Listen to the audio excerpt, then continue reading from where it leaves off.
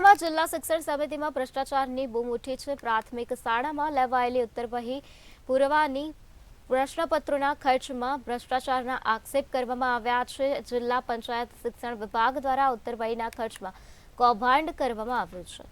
દર વર્ષે વિદ્યાર્થીઓની સંખ્યામાં ઘટાડો હોવા છતાં ખર્ચ બમણો થતા સવાલ ઉઠાવવામાં આવ્યા છે।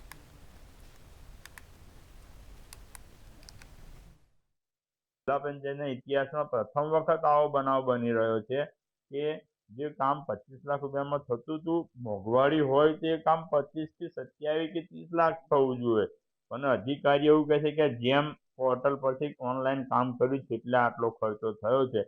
તો જેમ પોર્ટલ ઓનલાઈન પરથી કામ થાય છે એની વિશ્વસનીયતા સામે ચોક્કસ પ્રશ્નાર્થ આવે। એમાં આટલો બધો ખર્ચો વધ્યો એનું મૂળ કારણ અધિકારીને આવું જ કહેવું છે કે જેમ પરથી કામ કર્યું છે એટલા માટે।